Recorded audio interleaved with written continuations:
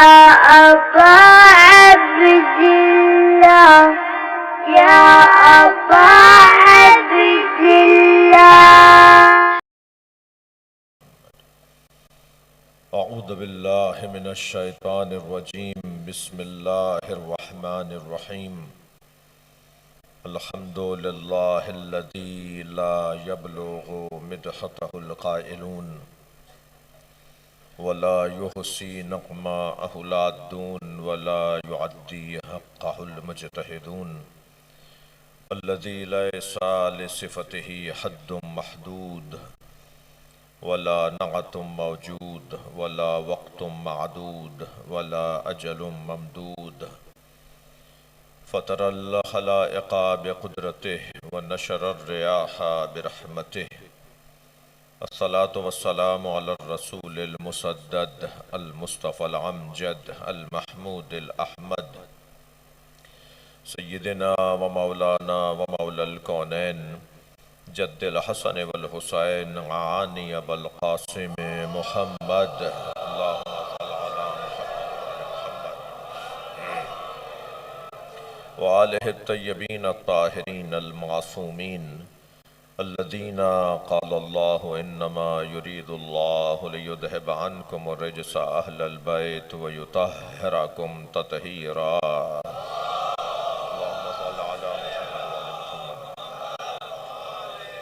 وَلَعْنَةُ اللَّهِ عَلَىٰ أَعْدَائِهِمْ أَجْمَعِينَ مِنْ يَوْمِ عَدَاوَتِهِمْ إِلَىٰ قِيَامِ يَوْمِ الدِّينِ أَمَّا بَعْدُ قَالَ الْحَكِيمُ فِي قُرْآنِ الْكَرِيمِ بسم الله الرحمن الرحيم هو الذي أنزل عليك الكتاب منه آيات محكمات هن أم الكتاب وأخر متشابهات فأما الذين في قلوبهم زيغ فيتبعون ما تشابه منه ابتغاء الفتنة وابتغاء تأويله وما يعلم تأويله إلا الله وراسخون في العلم صلوات.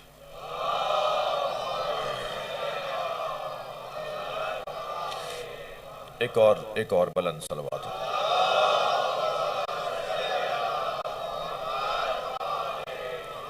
حاجات کی برابری دعاؤں کی قبولیت کے لیے صلوات پڑھیں. اللہم صلی علی محمد وعلی محمد.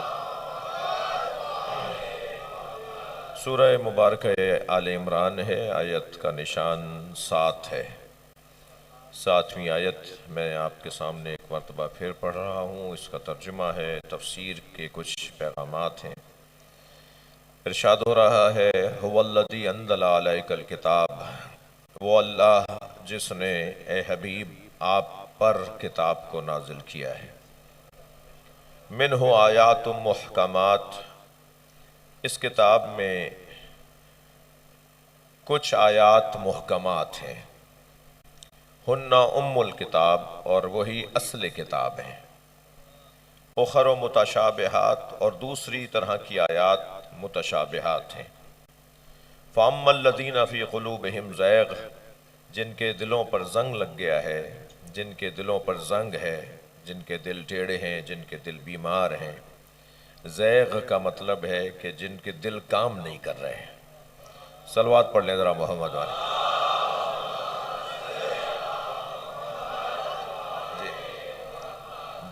فَأَمَّا الَّذِينَ فِي قُلُوبِهِمْ زَيْغٌ، جن کے دلوں پر زنگ لگ چکا ہے، فَيَتَّبِعُونَ مَا تَشَابَهَ مِنْهُ، وہ محکمات کو چھوڑ کر، محکم آیتوں کو چھوڑ کر متشابہ آیات پر عمل کرتے ہیں.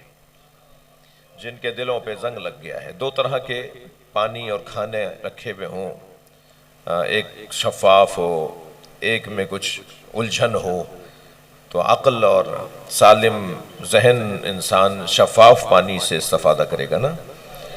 اگر کوئی شفاف اور صاف پانی کو اور کھانے کو چھوڑ کر مثلاً اس غذا کی طرف راغب ہونے لگے کہ جس میں کوئی شبہ ہے، جس میں کوئی الجھن ہے، تو پھر کیا کہتا اللہ اگر یہ نہ کہتا تو. صلوات پڑھ لیں ذرا محمد و آل محمد.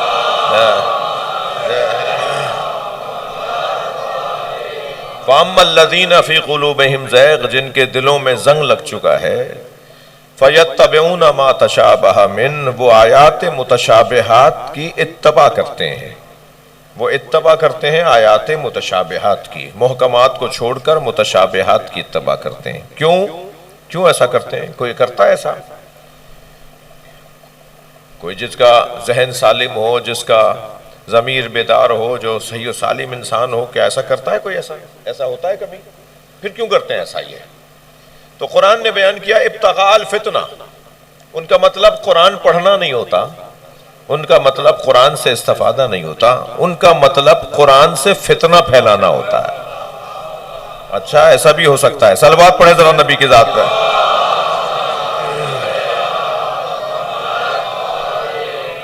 ایسا بھی ہو سکتا ہے، ایسا بھی ہوتا ہے کہ دین کو کوئی استعمال کرے فتنہ پھیلانے کے لیے، یعنی میں نے تو لفظ بدل دیا نا، کوئی دین کو فتنہ پھیلانے کا ذریعہ بنا دے، کوئی قرآن کو فتنہ کا ذریعہ بنا دے، ایسا بھی ہو سکتا ہے۔ اگر یہ آیت نہیں ہوتی نا تو آپ میری بات پر یقین ہی نہیں کرتے، یہ کیسے ہو سکتا ہے؟ مولانا کہاں سے بات لے آئے؟ یہ قرآن ہے بھائی، صلوات ایک اور نبی کی ذات پہ ہے۔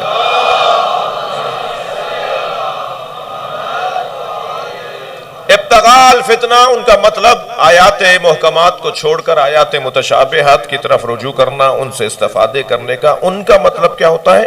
فتنہ پھیلانا۔ ایک تو یہ مطلب ہوتا ہے، اچھا دو باتیں اللہ نے رکھی ہیں، ایک فتنہ ان کا مطلب ہوتا ہے، اور ایک ابتغاء تاویل ہے، اپنے پسند کا دین پیش کرنا چاہتے ہیں۔ ہاں اپنا دین، اچھا ہوگا وہ نبوی، ہوگا وہ محمدی، ہوگا وہ اسلامی،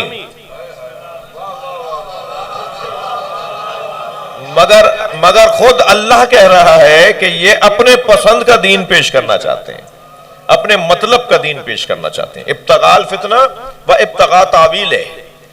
اب یہاں اللہ نے یہ کہہ کر کہ یہ جو اپنا مطلب نکالنا کہ یہ مطلب نہیں ہے وہ مطلب نہیں ہے، تو کیسے ہم طے کریں گے کہ کون سا مطلب ہے؟ قرآن کی آیت ہی پڑھ رہا ہوگا وہ بھی، جو آپ کو اپنا مطلب بتا رہا ہوگا، وہ قرآن سے ہی بات کر رہا ہوگا، مگر ہم کیسے طے کریں گے؟ تو اللہ نے کہا وَمَا يَعْلَمُ تَعْوِيلَهُ، جب کسی آیت کے دو مطلب نکل رہے ہوں، یعنی جب آیت کے دو مطلب نکل رہے ہوں تو وہ ایک محکم مطلب کو، مضبوط مطلب کو چھوڑ کر ایک کمزور مطلب کو نکال رہا ہو، تو یہ وہ ہے کہ جو اپنے پسند کا دین پیش کر رہا ہے۔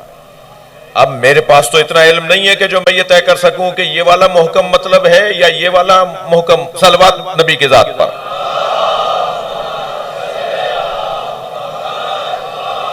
تو کیا پیمانہ ہے، کیا کسوٹی ہے؟ تو اللہ نے اعلان کیا وَمَا يَعْلَمُ تَعْوِيلَهُ إِلَّا اللَّهُ، وہ جو دو مطلب نکل رہے ہوتے ہیں کہ یہ نہیں وہ مطلب، اس کو اللہ بہتر جانتا ہے۔ وَالرَّاسِخُونَ فِي الْعِلْمِ، اگر آیت یہی رک گئی ہوتی نا کہ اللہ بہتر جانتا ہے، تو بھئی یہ قرآن بھی تو اللہ ہی کا کلام ہے نا۔ یہاں اگر اللہ نے روک دیا ہوتا اپنے کلام کو کہ اللہ بہتر جانتا ہے، تو لوگ کہتے ہیں جو اللہ ہی نے بتایا یہ بھی تو آیت ہی اللہ کی آیت ہے نا۔ لیکن اللہ نے فوراً یہ کہہ کر کہ اللہ تعویل کو بہتر جانتا ہے، وَرَاسِخُونَ فِي الْعِلْمِ، اور ایک گھرانہ ایسا بھی ہے جو علم میں اترا ہوا گھرانہ۔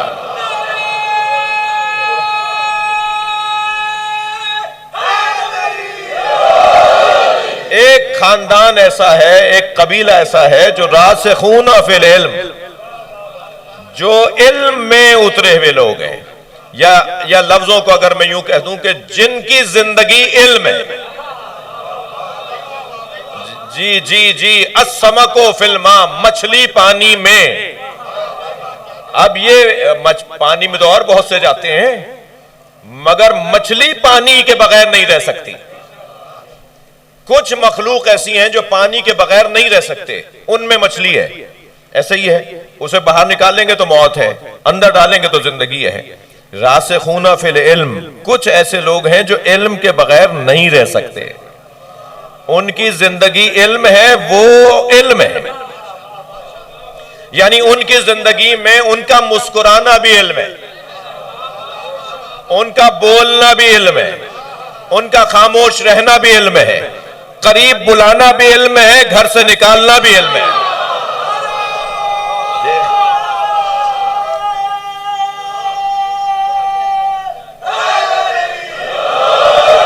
یعنی ان کی زندگی کا ایک ایک لمحہ علم ہے۔ اب تلاش کر لیجئے کہ کون ہے کہ جن کی زندگی علم اور علم ان کی زندگی، یعنی وہ علم اور علم وہ۔ آپ تلاش کر لیجئے، میں بھی طالب علم ہوں، یا ہمیں کوئی آ کر بتا دے کہ وہ پنجتن کے علاوہ کوئی اور ہے، وہ اہل بیت کے علاوہ کوئی اور ہے، یا پھر ہم سے دلیل مانگو کہ وہ اہل بیت ہیں جن کا علم کے ساتھ ایسا خمیر ہے۔ صلوات راہ دیا کرے نبی کے ساتھ۔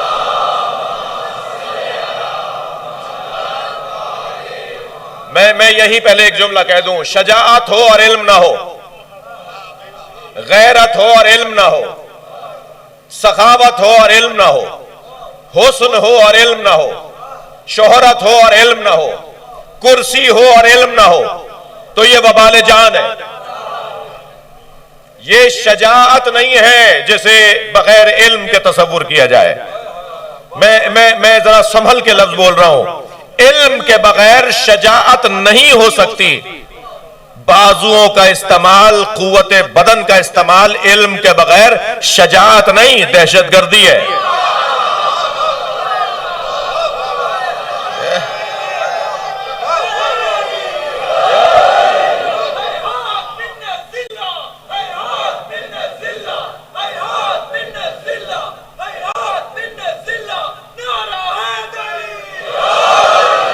اب اس بچے نے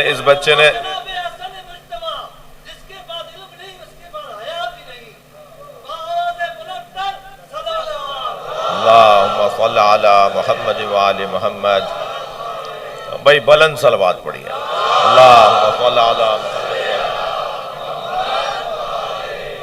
پیسے کا استعمال بغیر علم کے اگر ہوگا تو وہ سخاوت نہیں ہے، اسراف ہے، فضول خرچی ہے۔ حسن وبال جان بن جائے گا، عذاب کا ذریعہ بن جائے گا اگر وہ بغیر علم کے ہوگا۔ شہرت کا بھی یہی عالم ہے، انسان اپنا ہی دشمن ہو جاتا ہے شہرت میں اگر بغیر علم کے ہو۔ علم کے بغیر اگر شہرت ہو تو یہ اپنا ہی دشمن ہو جاتا ہے، اپنے آپ کو ہی کاٹنے لگتا ہے، اپنی ہی بوٹی اپنے آپ کو کر رہا ہوتا ہے جو بغیر علم کے بغیر شہرت رکھتا ہو۔ تو شہرت کو بھی کنٹرول اگر کوئی چیز کرتی ہے تو وہ علم ہے۔ توجہ کر لیا آپ نے؟ تو کون ہے وہ؟ ہمارا موضوع اس عشرے کا جو ہم نے طے کیا تھا، آپ نے اگر اشتہار دیکھ لیا ہو سوشل میڈیا پر، تو ہم نے طے کیا تھا قرآن اور اہل بیت۔ تو قرآن اور اہل بیت، قرآن سے ہمیں اہل بیت ڈھونڈنے ہیں۔ ایک گھرانہ ڈھونڈ رہا ہے، نام آپ بتا دو یا ہم بتا دیتے ہیں۔ قرآن کسی گھرانے کے ساتھ ہمیں جوڑنا چاہتا ہے۔ قرآن کچھ افراد ہیں، کچھ شخصیات ہیں جن کے ساتھ ہمیں جوڑنا چاہتا ہے۔ اب وہ کون لوگ ہیں کہ جن کے ساتھ قرآن ہمیں جوڑنا چاہتا ہے؟ بس ان لوگوں کی معرفت کو معرفت اہل بیت کہا جائے۔ اور وہ قرآن کے ساتھ اور قرآن ان کے ساتھ ایسے ہیں کہ جیسے جزء لا ینفک، یعنی دو ایسے اجزاء جن میں سے ایک کو بھی کم کریں گے تو دوسرا جز کام کرنا چھوڑ دے گا۔ اگر دو اجزاء پر مشتمل ایک وجود ہو تو ایک جز دوسرے جز کا محتاج ہوتا ہے، اگر ایک جز کو ہٹا دیں گے دوسرا جز بھی کام کرنا چھوڑ دے گا۔ بظاہر وہ ہمیں رکھا ہوا نظر آئے گا، بظاہر ہمیں رکھا ہوا نظر آئے گا، مگر وہ کام نہیں کر سکے گا اس لیے کہ اس کا دوسرا جز نہیں ہے۔ تو یہ جزء لا ینفک جسے کہا جاتا ہے، یعنی ایسا جز جو جدا نہیں ہو سکتا، اس سے علیحدہ نہیں ہو سکتا۔ بھائی یہ میں کب کہہ رہا ہوں، اور اگر میں ہی یہ کہتا رہوں تو اتنی بات میری وزنی نہیں ہوگی، میں نبی مکرم کا قول کیوں نہ سنا دوں؟ سرکار ارشاد فرماتے ہیں انی تارکن فیکم الثقلین، میں دو گراں قدر چیزیں چھوڑے جا رہا ہوں، کتاب اللہ و اطرتی اہل بیتی، ایک اللہ کی کتاب اور اپنی اہل بیت۔ سرکار فرما رہے ہیں لن یفترقا حتی یرد علی الحوض، یہ ایک دوسرے سے علیحدہ نہیں ہوں گے۔ اچھا کون کہہ رہا ہے؟ یہ شہنشاہ حسین نقوی نہیں کہہ رہا، کون کہہ رہا ہے؟ سرکار دو جہاں، وہ نبی، وہ ہستی، وہ وجود کہہ رہے ہیں کہ جن کا ایک ایک لفظ وحی کے مطابق، یہ ایک دوسرے سے علیحدہ نہیں ہوں گے۔ کون کہہ رہا ہے؟ یہ جملہ قدر کیجئے گا، جملے کو محسوس کیجئے گا، یہ وہی کہہ رہا ہے کہ جس نے کہا کہ اللہ ہے، جیسے امت نے مان لیا ان کے کہنے پہ کہ اللہ ہے، ایسے ہی مانے کہ قرآن اور اہل بیت ہیں، اور یہ ایک دوسرے سے علیحدہ نہیں ہوں گے۔ لَن يَفْتَرِقَا حَتَّى يَرِدَ عَلَيَّ الْحَوْض، یہ ایک دوسرے سے علیحدہ نہیں ہوں گے یہاں تک کہ حوض کوثر پہ مجھ سے آ ملیں گے۔ پھر فرماتے ہیں ان تمسکتم بہما، اگر تم ان دونوں سے متمسک ہو گئے، لن تضلوا بعدی، تو میں تمہیں ضمانت دے رہا ہوں، میں مصطفیٰ تمہیں ضمانت دے رہا ہوں، تم گمراہ نہیں ہوگے۔ ان دونوں سے اپنے آپ کو جوڑ لو، گمراہ نہیں ہوگے، اور جان لو کہ یہ ایک دوسرے سے علیحدہ نہیں ہوگے، یہ دونوں ایک ساتھ رہیں گے۔ قرآن ہے یا نہیں؟ اہل بیت ہیں یا نہیں؟ اچھا، جتنا بے شک میں دم آپ کے قرآن میں ہے اتنا ہی اہل بیت میں ہے۔ بس اگر اس ایمان کے درجے پر کوئی مسلمان ہے تو اسے شاباش دینے کی ضرورت ہے۔ یقین رکھنا، آنکھوں سے دیکھنا اور دل سے محسوس کرنا، میں لفظوں کو بہتر کرتا ہوں۔ یہ جو قرآن نے صراط مستقیم کہا ہے نا، اہدنا الصراط المستقیم، یا اللہ ہمیں صراط مستقیم پر قائم رکھ، تو وہ کون سا رستہ ہے جس پہ قائم رہنے کی بات ہے؟ کہاں ہے وہ؟ مشرق سے مغرب ہے، شمال سے جنوب ہے، وہ کراچی سے اسلام آباد جاتا ہے یا مکے سے مدینہ آتا ہے؟ وہ کون سا رستہ ہے جس کے اوپر قائم رکھنے کا اللہ ہمیں حکم دے رہا ہے؟ قائم رہنے کی ہم اللہ سے دعا مانگ رہے ہیں۔ جس رستے پہ چلنے کا اللہ نے ہمیں حکم دیا ہے وہ رستہ کہاں ہے؟ وہ کہاں ہے؟ وہ بیرونی رستہ نہیں ہے، وہ درونی رستہ ہے۔ ذرا کبھی اپنے اوپر غور کر کے دیکھو کہ اللہ نے تمہیں بغیر قرآن اور اہل بیت کے علیحدہ نہیں چھوڑا ہے، تنہا نہیں رکھا ہے، وہ اندر ہے ہمارے۔ اچھا، یہ جو پوری دنیا میں کراچی میں کی بات کروں تو اس وقت کوئی 400 مجلسیں اس شہر میں روزانہ ہو رہی ہیں جی، شخصیات تشریف فرمائے ہیں، انتظامیہ کے لوگ محسوس کر رہے ہیں اس بات کو۔ یہ جو سینکڑوں کی تعداد میں، توجہ میری طرف رہے، یہ جو سینکڑوں کی تعداد میں لوگ اس وقت مجالس سن رہے ہیں، ایک صلوات ذرا پڑھیے۔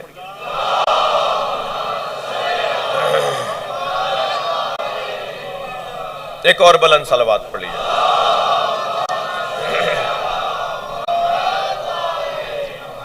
کوئی تقریباً 400 مجلسوں سے زیادہ بڑی مجلسیں اس وقت کراچی میں ہو رہی ہیں، اور ہر جگہ رش ایسا ہی ہے جیسے آپ کے ہاں ہو رہا ہے۔ یہ کوئی آسمان سے فرشتے اترے ہیں کیا؟ یہ ہم سب اس وقت امام حسین کی برکت سے، امام حسین کے تبرک اور توسط سے ہم سب اندرونی رستہ ڈھونڈنے نکلے ہیں۔ ہمارے اندر وہ رستہ موجود ہے۔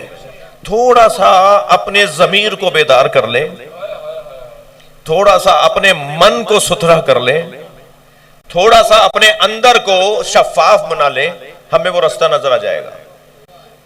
مگر کیا ہم اس بات پر متفق نہیں ہیں کہ ہر بات، ہر کام، ہر شخص اہلیت اور قابلیت کی بنیاد پر مانا جانا چاہیے؟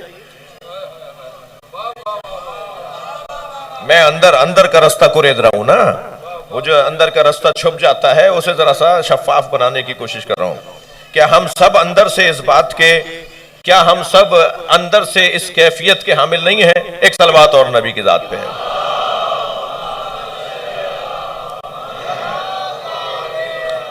اور بھی بلند صلوات۔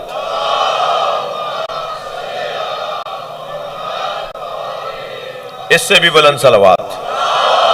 اللہم صل علی محمد و آل محمد۔ کیا ہم سب اندرونی طور پر اپنے آپ کو ذرا تنہائی میں جا کر آئینے کے سامنے کھڑے ہو کر ذرا مراقبے کی اور محاسبے کی کیفیت میں جا کر اپنے آپ سے پوچھیں کہ کیا ہم سب ایک بات کو پسند نہیں کرتے؟ سب کوئی چیز آپ پسند کرتے ہیں تو آپ نہیں کرتے، آپ کرتے ہیں تو آپ نہیں، لیکن ایک بات سب پسند کرتے ہیں، اور وہ ایک بات جو ہم سب پسند کرتے ہیں وہ ہے میرٹ، وہ ہے قابلیت، وہ ہے اہلیت۔ ہم سب پسند کرتے ہیں، فطری طور پر ہم سب کمالات کو پسند کرتے ہیں، فطری طور پر ہم سب کمالات طلب کرتے ہیں۔ علم کمال ہے یا نہیں؟ توجہ میری طرف بڑھائیے گا۔ علم کمال ہے یا نہیں؟ ہم سب علم کو پسند کرتے ہیں یا نہیں؟ ہم سب شجاعت کو پسند کرتے ہیں یا نہیں؟ ہم سب غیرت کو پسند کرتے ہیں یا نہیں؟ ہم عزت کو پسند کرتے ہیں یا نہیں؟ ایسا ہی ہے، جتنے بھی کمالات ہیں ہم سب پسند کرتے ہیں نا۔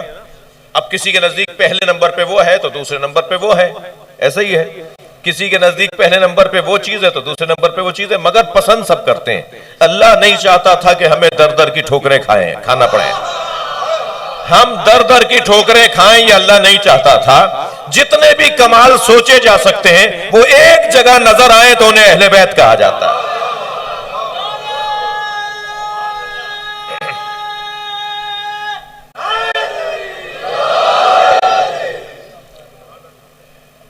ایک اور صلوات، تم بیٹھے رہو، ٹھیک ہے؟ تم نے شاید باہر اسکرینوں کی مجبوری ہے کہ تم بالکل میرے منہ پہ آ کے کیمرہ لگایا ہے، تم نے شاید اسکرین کی مجبوری تھی، اچھا، مگر اب پھر بیٹھے رہو، کھڑے نہیں ہو بار بار۔ میں احساساتی اور نفسیات سے بھرپور خطیب ہوں، تو میں اثر لیتا ہوں اپنے اوپر ان چیزوں کا، تو مجھے آپ اچھی طرح پڑھنے دیجئے، میں متاثر ہو رہا ہوں آپ کے بعض کاموں سے۔ ایک صلوات اور سب مل کر دیے، اللہم صلی اللہ۔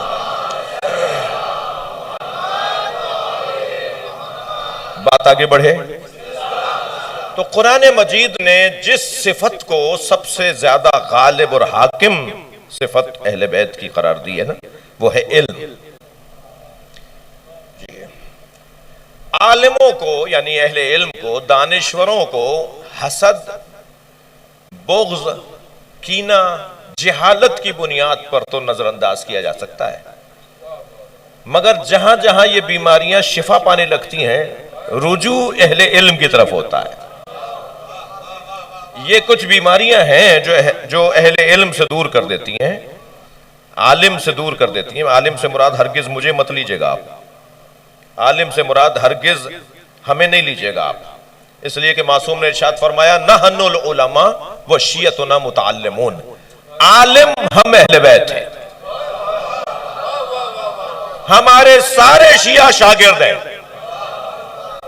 تو ہم عالم نہیں ہیں، ہم طالب علم ہیں آپ کی طرح۔ آپ میں سے کتنے ہی لوگ ہیں میں جو جانتا ہوں جو اپنی فیلڈ میں ہم سے زیادہ بڑے عالم ہیں؟ یعنی ابھی اگر قانون کی کلاس لگی ہوئی ہوتی تو میں چند شخصیات بیٹھی ہیں ان کی کلاس میں بیٹھتا جا کے، مثلا حفاظتی علوم کی اگر کلاس لگی ہوئی ہوتی تو کچھ دوست بیٹھے ہوئے میں ان کی کلاس میں جا کے بیٹھتا، مثلا سیاست کی کلاس لگی ہوتی تو شاید میں کسی کی کلاس میں جا کے بیٹھتا، تو لیکن آج اس وقت تفسیر قرآن کی کلاس لگی ہوئی ہے اس لیے آپ یہاں بیٹھے ہوئے ہیں۔ صلوات پڑھ لیں ذرا محمد و آل محمد۔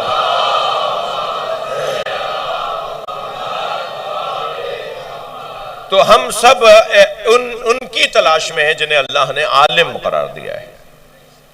توجہ کر لی؟ دیکھیے آج تیسری مجلس ہے اور میں اپنے مضمون کو ایک منزل میں داخل کرنا چاہتا ہوں، اور وہ منزل یہ ہے کہ قرآن کے بارے میں ہمارا عقیدہ کیا ہے۔ جب میں کہہ رہا ہوں نا ہمارا، تو میری مراد سنی بھی ہے اور میری مراد شیعہ بھی ہے۔ مجھے جو اپنے مہمان تشریف فرما ہیں ان کے عقیدوں کا بھی آگاہی ہے، آشنائی ہے، ان کے دانشوروں نے بھی جو قرآن کے بارے میں عقیدہ بیان کیا ہے اس سے بھی آگاہ ہوں، اور اپنے امامیہ اور جعفریہ اور اثنا عشریہ علماء نے جو قرآن کے بارے میں عقیدہ بیان کیا ہے اس کے بارے میں تو میں اس کا طالب علم ویسے ہی ہوں۔ قرآن کے بارے میں ہمارا سنی شیعوں کا 3 عقیدے ہیں، جزیات میں اختلاف ہیں ہمارے ہاں، جب ہم نیچے آئیں گے، ذیل میں جائیں گے، حاشیے میں جائیں گے تو ہمارے درمیان اختلافات ہیں، مگر اصلی باتیں یہ تینوں باتیں جو میں عرض کرنے جا رہا ہوں، اللہ کرے میرا مجمع میرا ساتھ دے، ان تینوں عقیدوں میں ہم دونوں مشترک ہیں۔ سب سے پہلا عقیدہ ہمارا قرآن کے بارے میں یہ ہے کہ قرآن اللہ کا کلام ہے، یہ نبی مکرم نے نہیں لکھا، یہ کسی اور نے اللہ کے علاوہ نہیں بولا، یہ اللہ نے کہا ہے، یہ الفاظ اللہ کے ہیں، یہ کلمات اللہ کے ہیں جی، یہ جملے پورے جنہیں ہم آیتیں کہتے ہیں، یہ پورے سورے جو جنہیں ہم سورہ کہتے ہیں، یہ اللہ کا کلام ہے، قرآن اللہ کا کلام ہے۔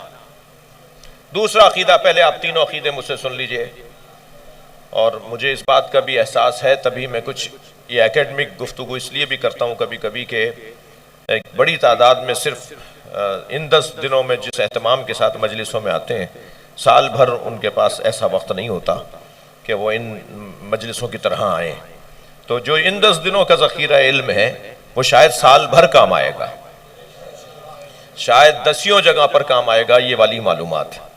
تو سب سے پہلا ہمارا عقیدہ کہ قرآن اللہ کا کلام ہے۔ دوسرا عقیدہ ہمارا یہ ہے کہ یہ قرآن نبی کے قلب مبارک پر اترا ہے، یعنی قرآن کے ساتھ کسی اور کا تعلق نہیں ہے۔ صلوات پڑھیں ذرا محمد و آلہ۔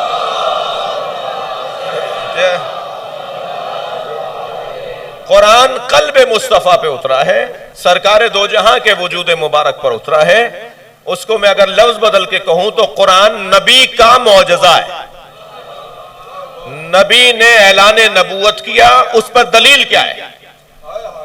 حضرت موسیٰ نے اعلان نبوت کیا، اس پہ دلیل عصائے موسیٰ۔ حضرت ابراہیم نے نبوت کا دعویٰ کیا، حضرت ابراہیم کا جو دعویٰ ہے اس کے لیے حضرت ابراہیم کے معجزات۔ حضرت عیسیٰ مریضوں کو زندہ کرتے ہیں، حضرت داؤد لوہے کو نرم کرتے ہیں۔ ہر نبی کو اللہ نے کوئی نہ کوئی معجزہ دیا۔ ہر نبی کی نبوت پر ان کا معجزہ دلیل نبوت۔ ہمارے نبی نے نبوت کا دعویٰ کیا، اس پہ دلیل کیا ہے؟ تھوڑا سا میں لفظوں کو اور ذرا روشن کرتا ہوں۔ ہر نبی کو اللہ نے اس زمانے کے حساب سے معجزہ عطا کیا۔ ہر نبی کا معجزہ ان کے زمانے کی ضرورت کے مطابق تھا، ایسا ہی ہے۔ ہمارے نبی کا معجزہ بھی ان کے زمانے کی ضرورت کے مطابق تھا، مگر اور نبیوں کی ضرورتیں اور ہمارے نبی کی ضرورت اور۔ توجہ چاہوں گا، ہر نبی کا معجزہ ان کے زمانے کی ضرورت تھی، مگر وہ فعل تھا، اور فعل زمانے کا محتاج ہوتا ہے۔ جیسے ہی زمانہ آگے بڑھے گا فعل ختم ہو جائے گا، پھر فعل کسی میوزیم میں رکھا ہوگا۔ آپ عصائے موسیٰ ترکی کے کسی میوزیم میں جا کے دیکھ لیں گے، مگر آج نیل میں رستہ نہیں بناتا وہ۔ آج عصائے موسیٰ سے وہ معجزے ظاہر نہیں ہوتے، اس لیے کہ وہ زمانہ گزر گیا، وہ وقت گزر گیا، فعل ختم ہو گیا۔ ہمارے نبی کا معجزہ بھی قرآن مجید نبی کے زمانے کے مطابق تھا، مگر نبی کے زمانے میں جو معجزہ میرے نبی کو اللہ نے عطا کیا، نبی کے زمانے میں شعر و شاعری کا رائج، رواج، حاکمیت، ایک روب، ایک جلال، ایک اثر تھا۔ وہاں نثر میں تو بات ہی نہیں کرتے تھے، نظم میں باتیں کرتے تھے، یعنی ہر شخص مصرے میں مصرے کا جواب دیتا تھا، شعر میں شعر کا جواب دیتا تھا، باتیں ہی شاعری میں ہوتی تھی۔ اتنا شعر و شاعری کا غلبہ تھا۔ وہاں کے بچے، اس زمانے کے بچے شاعری میں بات کرتے تھے۔ ادب کا دورہ تھا، سجے ہوئے الفاظ، وزنی الفاظ، پیغام رکھنے والے الفاظ جن کے اندر کئی کئی معنی پوشیدہ ہوں۔ جی لکھنا نہیں آتا، پڑھنا نہیں آتا، مگر شعر کہنا آتا ہے۔ ہاں ایسے حالات تھے، لکھنے والے تو تھے ہی نہیں، ڈھونڈنے سے نہیں ملتا تھا کوئی لکھنے والا۔ سرکار دو جہاں نے لکھنے والے اسیروں کو جو لکھنا جانتے تھے، ان اسیروں کو اس شرط پہ ہی تو رہا کرنے کا کہا کہ تم ہمارے والوں کو لکھنا سکھا دو۔ وہ کافروں کو کہا میں تمہیں آزاد کر دوں گا، ہمارے والوں کو لکھنا سکھا دو۔ تو لکھنے والے تو ڈھونڈنے سے بھی نہیں ملتے تھے۔ معلوم ہوا کہ سینکڑوں کلومیٹر گاؤں اور دیہاتوں کا سفر کرتے ہوئے گزر رہے ہیں، کہیں کوئی لکھنے والا ہی نہیں مل رہا۔ تو لکھنا نہیں آتا تھا، پڑھنا نہیں آتا تھا، عبارت کوئی لکھی بھی ہوئی انہی کا شعر لکھ کے دکھا دو، انہیں پڑھ کے سناؤ، نہیں پڑھ سکیں گے، مگر شعر بولتے تھے وہ، ادب کے الفاظ، ادبی الفاظ۔ ایسے میں اب جو معجزہ اللہ عطا کرے گا، جو شعر و شاعری میں بات کرتے ہوں،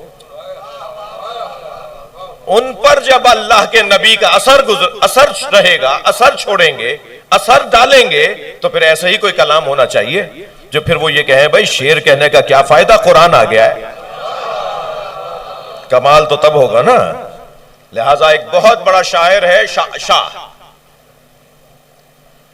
جب بازار عکاظ لگتا تھا مکے کے اندر، پوری دنیا کے تاجر آ کر مکے میں، ایکسپو سینٹر لگتا تھا، تجارتی منڈی لگتی تھی، یہ نمائش گاہ لگتی تھی مکے کے اندر، پورے دنیا کے تاجر جمع ہو کر اپنا اپنا مال لاتے تھے اور وہ رکھتے تھے، اور پھر وہیں سے آرڈر لیے اور دیے جاتے تھے، اور پھر پوری دنیا کا مال یہاں مشرق کا مغرب جاتا تھا، مغرب کا مشرق جاتا تھا۔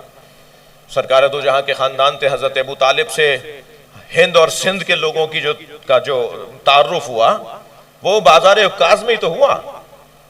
کتنے ہی لوگ جو ہند اور سندھ سے اپنی تجارتی سامان لے کر جاتے تھے اور وہ بازار عکاظ میں نیشنل انٹرنیشنل منڈی میں جا کر اپنا سامان رکھتے تھے۔ وہاں اس دور میں روزانہ رات کو شاعری کی محفل سجتی تھی، اور وہ جو 1 مہینہ تک مارکیٹ لگتی تھی، نمائش لگتی تھی، اس میں جو بڑے شاعر ہوتے تھے ان کا تعین ہوتا تھا، ان کا انتخاب ہوتا تھا کہ یہ 7 بڑے شاعر ہیں جنہوں نے اچھا کلام کہا ہے۔ پھر وہ 7 کے اشعار کو خانہ کعبہ پہ لٹکا دیا جاتا تھا، پھر اسے کہتے تھے معلقات سب، 7 کلام۔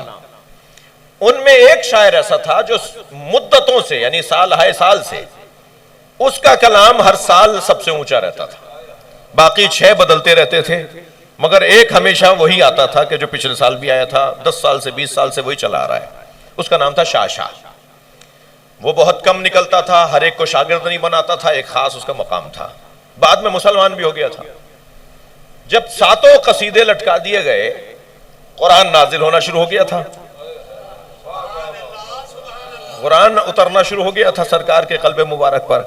تو نبی مکرم نے اپنے ایک صحابی محترم سے فرمایا کہ سورہ کوثر کو کھال پر لکھو، سورہ کوثر کو کھال پر لکھو اور ان 7 قصیدوں کے ساتھ جا کے لٹکا دو۔ جب سورہ کوثر کو وہاں لٹکایا گیا تو شور مچ گیا کہ بھئی ایک اور 8واں کلام آ گیا ہے، تو سب کہنے لگے بھئی اسے اتارو۔ لیکن جیسے ہی ان شاعروں کو پتا چلا کہ ایک کلام ہمارے برابر میں لگایا گیا ہے تو وہ باہر نکل کر آئے، اور انہوں نے اس کلام کو بھی پڑھا اور اپنے کلام کو بھی پڑھا۔ تو بعض لوگوں نے تو یہ کہا کہ اسے مت اتارو، ہمارا اتار دو۔ اور شاہ نے ایک مرتبہ آ کر جب دیکھا، جو سب سے بڑا شاعر تھا، اس نے کہا آج کے بعد میں کلام کہنا بند کرتا ہوں، اس لیے کہ یہ 3 جملے ایسے ہیں جو میرے سارے کلاموں پہ غالب ہیں۔ میں سالوں سے کلام کہہ رہا ہوں مگر یہ 3 جملے ایسے میں نے کبھی نہیں کہے۔ اِنَّا أَعْطَيْنَاكَ الْكَوْثَرَ فَصَلِّ لِرَبِّكَ وَانْحَرْ إِنَّ شَانِئَكَ هُوَ الْأَبْتَرُ۔ آپ ردھم دیکھیے، وزن دیکھیے، قافیے دیکھیے۔ إِنَّ شَانِئَكَ هُوَ الْأَبْتَرُ إِنَّا أَعْطَيْنَاكَ الْكَوْثَرَ فَصَلِّ لِرَبِّكَ وَانْحَرْ إِنَّ شَانِئَكَ هُوَ الْأَبْتَرُ۔ صلوات پڑھے ذرا محمد وآل۔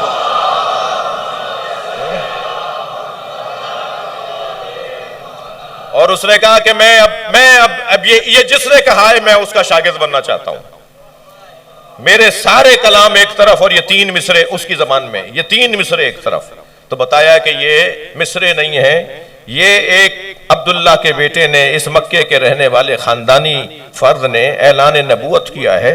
اس کا دعویٰ یہ ہے کہ یہ آسمان سے کلام اتر رہا ہے۔ تو اس نے کہا اس نے نہیں کہا، اس نے کہا ہے میں اس کی تصدیق کرتا ہوں، اس لیے کہ ما ھذا کلام البشر، دنیا کو کوئی بشر ہی نہیں ہے جو ایسا کلام کہہ سکے۔ اور پھر جب وہ مسلمان ہو گیا تو ایک بڑا نام ہے، میں نام نہیں لینا چاہتا، انہوں نے انہیں خط لکھا کہ ہمیں زمانہ جاہلیت میں آپ کے اشعار، کہے ہوئے اشعار یاد آتے ہیں، آپ بڑا اچھا لکھتے تھے، تو کوئی اگر نیا کلام کہا ہو تو ہمیں بھیج دیں۔ تو انہوں نے سورہ الحمد لکھ کر بھیج دی۔ کس نے؟ شاہ نے سورہ الحمد لکھ کر بھیجی اور کہا کہ جب سے قرآن نازل ہونا شروع ہوا ہے ہم نے کلام کہنا ہی چھوڑ دیا ہے۔ معجزہ، قرآن معجزہ ہے، اور معجزہ بھی نبی کا معجزہ ہے۔ میں نے ایک جملہ کہا تھا، آج تھوڑی سی گفتگو اس طرح کی ہے کہ آپ کی توجہات مجھے زیادہ چاہیے۔ میں نے ایک جملہ کہا کہ ہر زمانے کے حساب سے ہر نبی کا معجزہ رہا۔ ہمارے نبی کا معجزہ جہاں زمانے کے حساب سے تھا وہاں فعل نہیں تھا جو زمانے کا اور وقت کا محتاج ہو جائے، بلکہ علم ہے، اور علم زمانے کا محتاج نہیں ہے۔ علم کی عمر محدود نہیں ہوتی۔ آپ اپنی ہی فیلڈ کی کتابوں کو لے لیجئے، کسی کو 200 سال پہلے لکھا گیا تھا، کسی کو 100 سال پہلے لکھا گیا تھا۔ بڑی معتبر کتابیں مختلف شعبوں کی، مختلف مہارتوں کی، بعض صدیوں پرانی کتابیں ہیں، بعض 50 سال پرانی کتابیں ہیں، مگر وہ کہتے ہیں جی ابھی اس کے بغیر گزارا ہی نہیں ہے، ہماری اکیڈمی، ہمارا ادارہ، ہماری یونیورسٹی اس کے بغیر چل ہی نہیں سکتی۔ تو علم کا کوئی زمانہ نہیں ہوتا، علم کسی زمانے میں محدود نہیں ہوتا، بلکہ بعض اوقات تو علم اتنا طویل سفر اور طویل دورانیے تک رہتا ہے کہ زمانے پیچھے رہ جاتے ہیں اور علم امامت کرتا نظر آتا ہے۔ تو علم کبھی بھی، علم قرآن علم ہے اور یہ نبی کا معجزہ ہے۔ اس پہ پھر تھوڑی سی اور بات کرنا چاہوں گا، مگر ابھی آپ گنتی مجھ سے سن لیجئے۔ پہلا تو عنوان قرآن مجید کے حوالے سے یہ ہے کہ یہ اللہ کا کلام ہے۔ دوسرا، قرآن مجید کے حوالے سے ہمارا عقیدہ یہ ہے کہ یہ نبی پر اللہ کا معجزہ ہے، اور نبی کا معجزہ علم ہے، اس لیے زمانے کا محتاج نہیں ہے۔ تیسرا، اس قرآن کے حوالے سے ہمارا عقیدہ، ہم سنی شیعہ کا عقیدہ یہ ہے کہ قرآن ہر کمی اور بیشی، کمی اور زیادتی، کمی اور زیادہ ہونے سے محفوظ ہے۔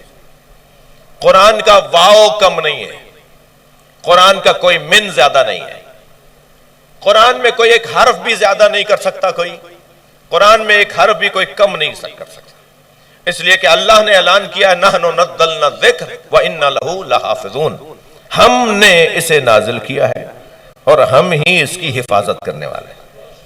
تو اللہ اس کی حفاظت کرنے والا ہے، اور اللہ نے اس کو نازل کیا ہے، خود ہی دعویٰ کیا ہے کہ میں اس کی حفاظت کروں گا۔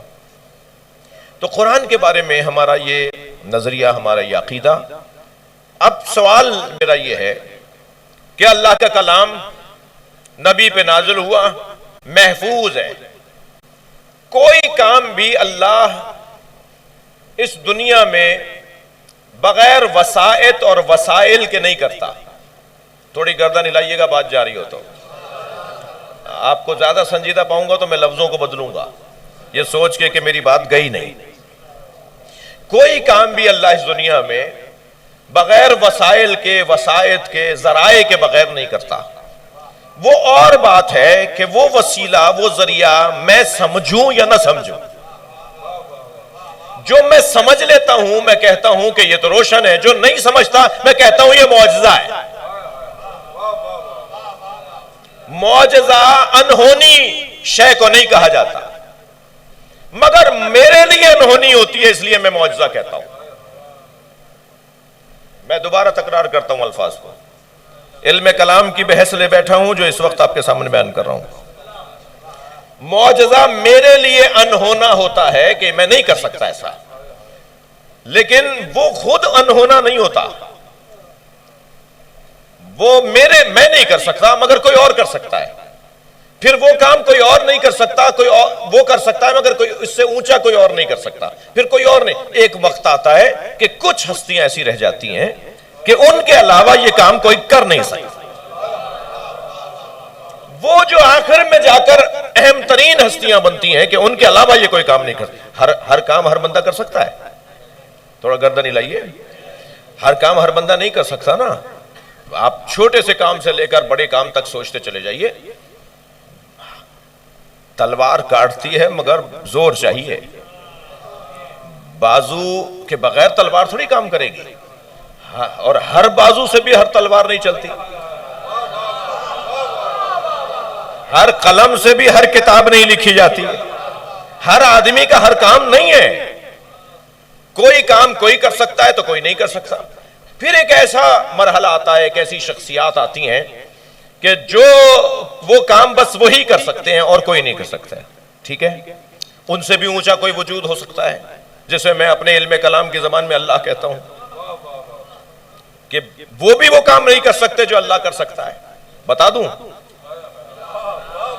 یعنی ساری دنیا کے مشکل کاموں کو آپ جوڑتے چلے جائیے، اس کے سٹیج اور اس کے مراحل اور اس کے درجے بناتے چلے جائیے، آخر میں جا کے کہیے جو کام سرکار دو جہاں کر سکتے ہیں کوئی نہیں کر سکتا۔ پھر سرکار دو جہاں کے اوپر بھی کوئی ہے، کوئی مولا علی کے اوپر بھی کوئی ہے، جو علی اور نبی کے اوپر ہے اسے اللہ کہتے ہیں۔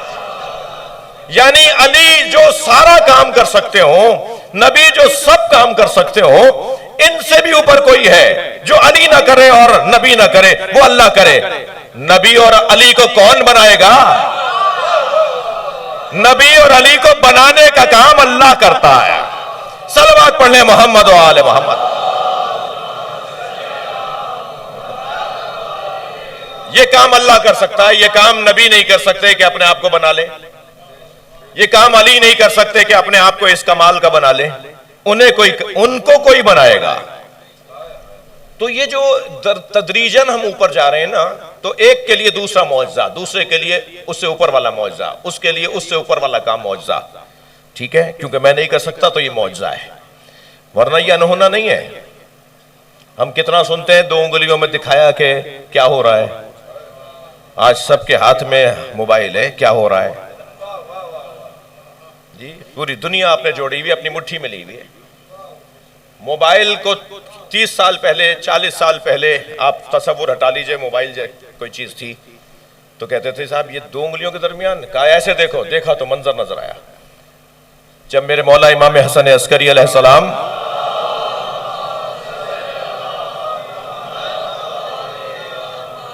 کو معتصم باللہ نے روب میں، اپنی دانش میں روب میں لانے کے لیے ایک پریڈ کروائی فوجیوں کی، اور امام موسیٰ کاظم کے سامنے، امام حسن عسکری کے سامنے فوجیوں کی ایک دستہ گزروایا، اور پھر ایک دستہ اور ایک بڑا لشکر۔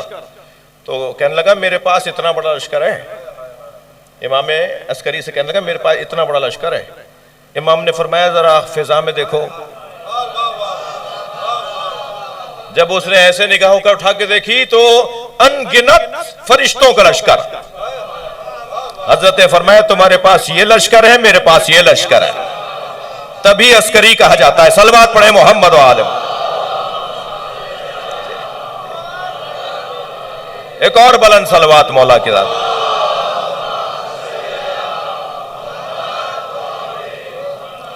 ایسے اور ائمہ اہل بیت کی زندگیوں میں بھی مثالیں موجود ہیں کہ انہوں نے ایک مرتبہ کہا یہاں دیکھو، تو انہوں نے دیکھا تو کچھ اور نظر آنے لگا، کہا ان 2 انگلیوں کے درمیان دیکھو، جب دیکھنے لگے تو کچھ اور نظر آنے لگا۔ آج ہم کہہ رہے ہیں کہ بھائی یہ تو ہم بھی دیکھ رہے ہیں دنیا کا ادھر سے ادھر، پوری دنیا ہم اپنی ہاتھ میں دیکھ رہے ہیں۔ تو اب بات سمجھ میں آ رہی ہے کہ وہ جو چیز اس وقت میں معجزہ تھا، وہ کیونکہ زمانے کے امام ہے نا، وہ تو امام زمانے کے ہیں نا، تو زمانے کے آگے چلیں گے نا۔ تمہیں آنے میں اگر 200 سال لگ گئے تو تمہارا قصور ہے نا۔ وہ تو پوری دنیا، پورے زمانے کو اپنے ہاتھ میں لیے ہوئے۔ تو میں بحث بہت طویل ہونے کا خوف ہو رہا ہے، کل گفتگو اس چیز سے وابستہ رہے گی کہ پہلا عنوان کلام اللہ کا ہے، دوسرا عنوان یہ کلام نبی پر اللہ کا معجزہ ہے جو نبی پر نبوت کے دلیل کے طور پر نازل ہوا، اور تیسرا عنوان اس کی حفاظت کا انتظام اللہ نے اپنے ہاتھ میں لیا ہے۔ اب حفاظت کیسے وہ کرتا ہے، کل مجھے اجازت دیں، میں نے ایک جملہ کہا کوئی چیز وہ بغیر وسائل اور وسائط کے نہیں کرتا، وہ ذریعوں کو اپناتا ہے، وہ طریقوں کو اپناتا ہے، اس کے جو طریقے ہیں، اس کے جو ذریعے ہیں وہ کیا ہیں، کیسے وہ اس کی حفاظت کرتا ہے۔ ہر ایک آدمی ہر ایک چیز کی حفاظت بھی نہیں کر سکتا جی۔ مملکت کی حفاظت ظاہر ہے ایسے صلاحیتوں کو بڑھانا پڑتا ہے، پھر جب اگر مشکلات ہو جائیں، بارڈروں پر اور سرحدوں پر مسائل ہوں، تو پھر اور زیادہ توانائیوں کو بڑھانا پڑتا ہے۔ ایسے ہی ہے قرآن، جو نبی کے دشمن ہے نا، وہ اتنا ہی قرآن کا بھی دشمن ہے۔ میں نے آج نشر پار کی مجلس میں بھی اپیل کی ہے، اور یہاں بھی گزارش کر رہا ہوں کہ اس سال کی جناب عرفان مہدی صاحب سے گزارش کروں گا کہ اگر باہر کسی باکس میں خوبصورت سا قرآن مجلس کے دوران سجا کے رکھ دیا جائے تو ایک خاموش احتجاج بھی ہوگا، اور مسلمانوں کی طرف سے، محبان اہل بیت کی طرف سے قرآن کی تعظیم کا ایک اعلان بھی ہوگا۔ اور یہی عمل اگر ہمارے مرکزی جلوسوں میں کر لیا جائے کہ ایک کسی سواری کے اوپر کوئی شیشے کے باکس میں خوبصورت سا قرآن کھول کر رکھا جائے اور وہ علموں کے ساتھ قرآن کی بھی زیارت لوگ کر رہے ہوں تو صرف سویڈن کے حکومت کو نہیں بلکہ ہر قرآن مخالف کو پیغام جائے گا قرآن ہمیں جانوں سے زیادہ عزیز ہے۔ تو قرآن اور حسن اتفاق ہے کہ اس سال کے عشرے کا عنوان بھی میرا قرآن اور اہل بیت ہیں۔ ہمیں قرآن کی تعظیم اور قرآن کے احترام کے حوالے سے اپنی کوششوں کو بڑھانا ہوگا۔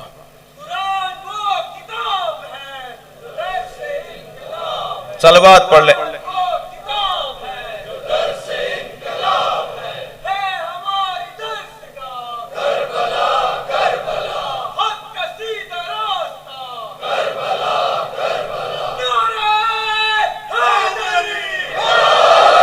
ماشاءاللہ بعض نعرے مانوس نہیں ہے نا دوستوں کے لیے، جیسے ابھی کسی نے لگایا تھا وہ بھی نہیں سمجھ پائے ہمارے بھائی، تو تھوڑا سا پہلے آپ بتایا کریں کہ اس کا جواب کیا ہے تاکہ یہ جواب دے سکیں۔ جی کراچی ہے نا، اور پھر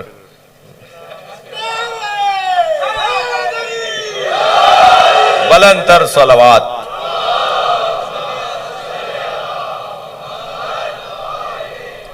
ایک اور بلند صلوات پڑھ لیں۔ اللہم صلی علی محمد و آل محمد۔ معاف کیجئے گا، قرآن اللہ کا کلام اور ہماری عزت اور آبرو کا سبب، اور اس کو پڑھنا، اس کو سمجھنا ہم سب کی ذمہ داری، اور قرآن اہل بیت کے بغیر سمجھ میں نہیں آئے گا۔ یہ خلاصہ ہے آج کی مجلس کا۔ بات اگرچہ اور بہتر کرنے کی ضرورت ہے۔ قرآن کے محافظوں نے کربلا سجائی ہے۔ یہ کربلا، یہ 2 محرم سے 10 محرم تک کا قیام، یہ امام حسین کا 8 دنوں کا قیام، یہ قرآن کی حفاظت کا ہی اہتمام ہے۔ لَعِبَتْ بَنُو ہاشم بِالْمُلْكِ فَلَا جَاءَ خَبَرٌ وَلَا وَحْيٌ نَزَلَ۔ یہ یزید کا کہنا تھا کہ بنی ہاشم نے ایک نیا نظریہ اور ایک نیا دین پیش کیا ہے، نہ کوئی قرآن ہے، نہ کوئی وحی ہے، نہ کوئی فرشتہ ہے۔ یہ انہی کا کلام ہے جو انہوں نے اللہ کا کہہ کے پیش کر دیا ہے۔ یہ یزید کا نعرہ اور یزید کے جملے تھے، لہٰذا اس کا توڑ اور اس کا جواب اہل بیت نے اپنی قربانی کے ذریعے دیا، اور امام حسین نے اسے اپنی قربانی سے ثابت کیا، خاص طور پہ جب امام کا سر کٹ کے نیزے کی انی پہ چڑھا تو کٹے ہوئے سر سے قرآن کی تلاوت کی آواز آتی۔ امام حسین کے کٹے ہوئے سر سے، کبھی اگر پہلے سے میں ذہنی طور پہ اس موضوع کو آمادہ کروں تو امام حسین کے سر نے کہاں کہاں معجزہ دکھایا ہے، کہاں کہاں سر حسین بولا ہے۔ ان میں سے ایک مورد یہ ہے کہ امام حسین کا سر اس وقت قرآن کی تلاوت کر رہا تھا جب جناب زینب کے گرد حلقہ بڑھ رہا تھا۔ جی، لوگوں نے آوازیں دی تھیں کہ یہ باغی کی بہن ہے، سخت جملے ہیں مگر سن لیجئے، یہ حسین ابن علی کی بہن ہے، یہ علی کی بیٹی ہے۔ جناب زینب بیویوں کے گرد جب تماشائیوں کا حلقہ بڑھنے لگا نا، تو اس وقت امام حسین کا سر قرآن کی تلاوت کر رہا تھا۔ ابن ربی نامی ایک مسافر ہے جو شام میں ایک سرائے مسافر خانے میں ٹھہرا ہوا تھا۔ وہ کہتا ہے میں سو رہا تھا کہ شادیانے بجنے کی آوازیں آئیں، ڈھول تاشے بجنے کی آوازیں آئیں، رقص اور طرب کی آوازیں آنے لگیں۔ تو کہتا ہے میں بیدار ہو گیا ان آوازوں پر، اور میں نے برابر والے حجرے میں ٹھہرے ہوئے ایک مسافر سے پوچھا، بھائی مسلمانوں کی عید کا دن ہے، آج مسلمانوں کی کوئی عید تو نہیں ہے، پھر یہ مسلمان جشن کیوں منا رہے ہیں؟ تو اس مسافر نے کہا کہ کربلا میں ایک باغی کو مارا ہے، اجرکم اللہ اجرکم اللہ. آپ کی آوازیں بلند ہو رہی ہیں. کربلا میں ایک باغی کو مارا ہے اور اس کے مرنے پر، اس کے ہارنے پر اور حاکم کے جیتنے پر جشن منایا جا رہا ہے. اس جنگ کے جیتنے کا جشن ہے.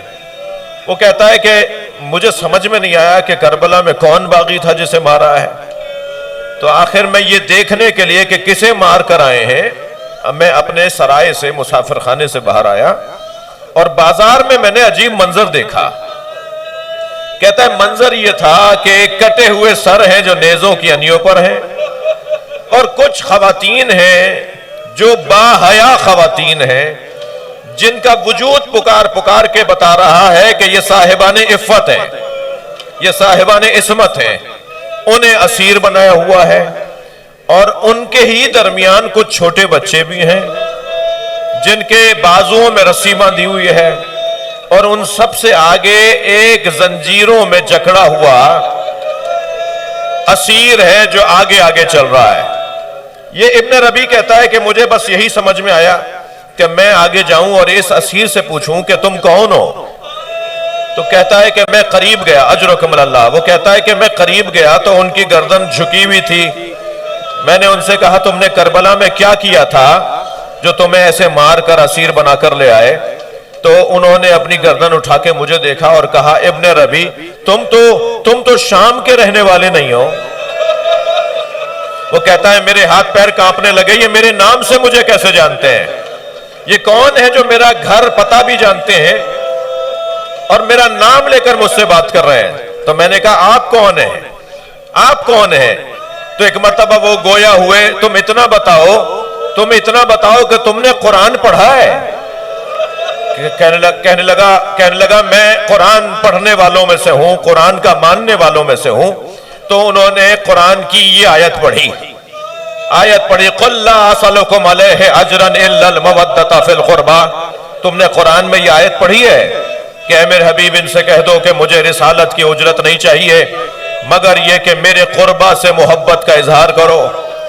تو ابن ربی کہتا ہے میں نے کہا ہاں میں نے آیت پڑھی ہے مگر آپ کا کیا مطلب ہے؟ کہا یہ قربہ کون ہے؟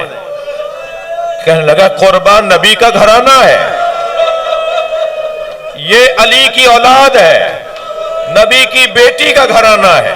یہ قربہ ہیں جن سے محبت کا اظہار کا حکم ہے. پھر انہوں نے کہا اچھا تم نے یہ آیت پڑھی ہے انما یرید اللہ لیذھب عنکم الرجس اہل البیت ویطہرکم تطہیرا. وہ کہتا ہے میں نے ان سے کہا یہ آپ مجھ سے کیوں پوچھ رہے ہیں؟ یہ تو اہل بیت کی شان میں آیت ہے. تو انہوں نے کہا پھر یہ بتاؤ تم اہل بیت کو پہچانتے ہو؟ کہا میں اہل بیت کو پہچانتا ہوں. کہا انہوں نے مجھ سے پوچھا اہل بیت کا اس وقت فرد کون ہے؟ کہا حسین ابن علی.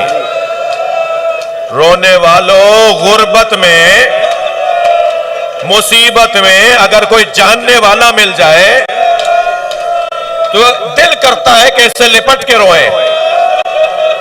جیسے ہی اس نے کہا نا کہ حسین ابن علی تو ایک مرتبہ آواز دے کر کہا وہ سامنے نیزے کی انی پر حسین کا سر ہے، وہ علی اکبر کا سر ہے، وہ قاسم کا سر ہے. اور سن میں زین العابدین ہوں اور مجھ سے نہ پوچھنا کہ یہ بیویاں کون ہیں، ان میں نبی زادیاں ہیں، علی کی بچیاں ہیں، یہ حسین کی بہنوں کا قافلہ ہے. اللہ لعنت اللہ علی القوم الظالمین. یا اللہ ان آوازوں پر رحمت نازل فرما، رونے والوں کی توفیقات میں اضافہ فرما. یا حسین یا حسین.